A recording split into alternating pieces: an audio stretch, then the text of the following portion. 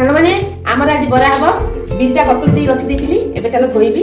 ଧୋଇକି ତାକୁ ଗ୍ରାଇଣ୍ଡିଂ କରି ରଖିଦେବା। ସନ୍ଧ୍ୟାବେଳେ କଲେ ଟିକେ ଫୁଲିବ ନା, ଆଉ ସାଙ୍ଗେ ସାଙ୍ଗେ କଲେ କ'ଣ ଫୁଲିବ କି, ସଫ୍ଟ ହବନି, ହାର୍ଡ ହେଇଯିବ। ସେଥିପାଇଁ ଏବେ ଧୁଆ ଚାଲିଛି। ଧୋଇକି ଗ୍ରାଇଣ୍ଡିଂ କରି ରଖିଦେଲେ ସନ୍ଧ୍ୟାବେଳକୁ ଆମେ ବରା କରିବା। ଚାଲନ୍ତୁ ଭଲସେ ଧୋଇଦେବା।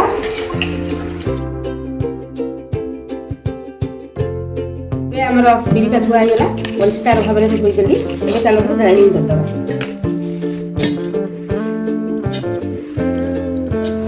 ପାଣି ଦେଇଦେବା। ଦେଖନ୍ତୁ ଆମର ଗ୍ରାଇଣ୍ଡିଂ ହେଇଗଲା। ଟିକେ ଟିକେ ଥକା ଥକା କରିବେ, ବରା ପାଇଁ ଥକା ଥକା କଲେ ଭଲ ଲାଗିବ।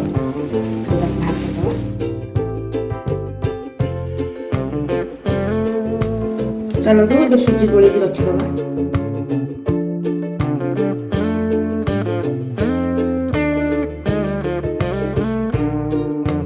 ମୁଁ ଭଲ ଭାବରେ ଗୋଳେଇ ଦେଇଛି, ତାକୁ କିଛି ସମୟ ରଖିଦେବା।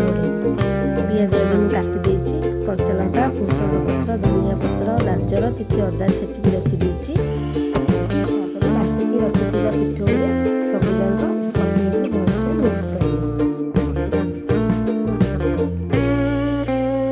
ସ୍ୱାଦ ଅନୁସାରେ ଲୁଣ ପକେଇବା, ଟିକେ ଖାଇବା ଛଡ଼ା ଅଳ୍ପ ଟିକେ ପକେଇବା। ତାପରେ ତାକୁ ଭଲସେ ଗୋଳେଇଦେବା। ଏବେ ଗ୍ୟାସ୍ ଅନ୍ କରିବା, ପ୍ୟାନ୍ ବସେଇବା, ତେଲ ପକେଇବା। ତେଲ ଭଲସେ ଗରମ ହୋଇସାରିଲା ପରେ ଏବେ ଆମେ ବରା ଛଣା ଆରମ୍ଭ କରିବା। ଦେଖନ୍ତୁ ମୁଁ କେମିତି ବରା ଛାଣୁଛି।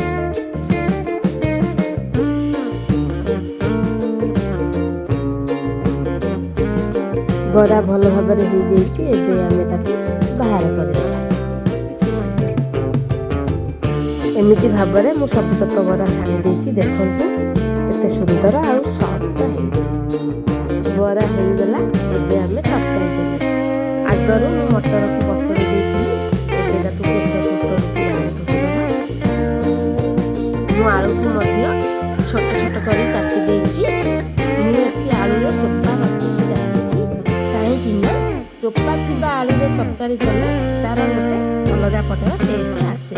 ଏବେ ତାକୁ ପାଣି ଦେଇକି ହଳଦୀ ଲୁଣ ଦେଇକି ତାକୁ କଭର ଦେଇକି ସିଝେଇ ଦେବା। ଏବେ ମସଲା ପାଇଁ ରେଡି କରିବା।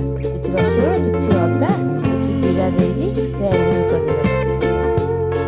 ଏବେ କଢ଼େଇ ବସେଇବା, ତେଲ ପକେଇବା। ତେଲ ଗରମ ହେଇଗଲେ ହେଙ୍ଗୁ କିଛି ପକେଇବା। ତାପରେ ଗୋଟା ମସଲା ଦେବା।